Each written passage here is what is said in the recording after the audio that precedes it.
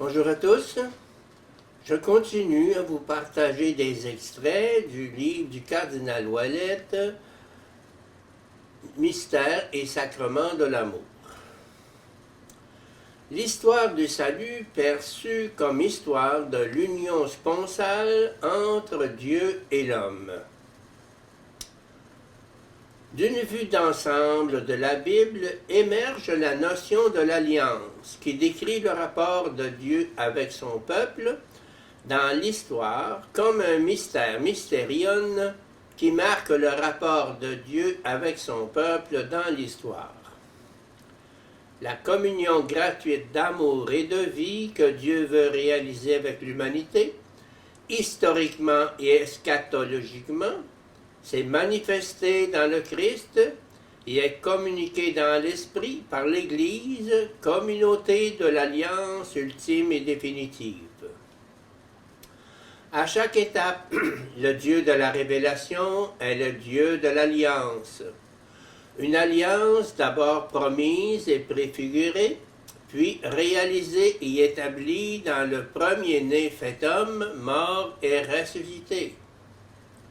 L'alliance apparaît comme l'institution venant de Dieu d'un lien unique entre lui et le peuple qu'il s'est choisi.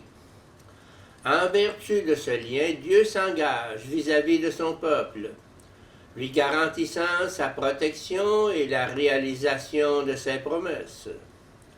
De son côté, Israël se déclare disposé à observer le code de l'alliance et à y rester fidèle.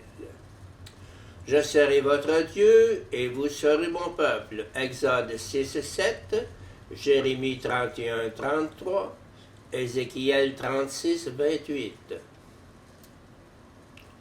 Le Dieu de la foi biblique s'offre à la communauté d'Israël comme un époux, et un époux exigeant qui n'admet pas que l'amour qui lui revient et à lui seul soit donné à d'autres. Exode 25, Deutéronome 4:24.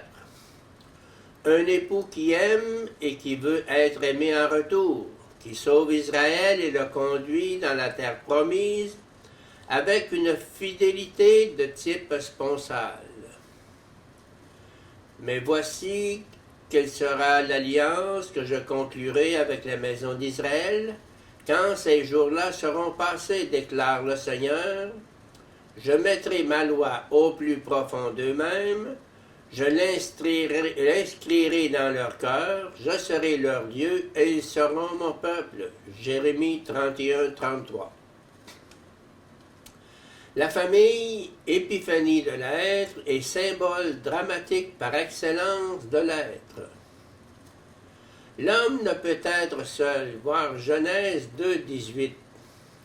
Il ne peut exister que comme unité des deux, et donc en relation avec une autre personne humaine.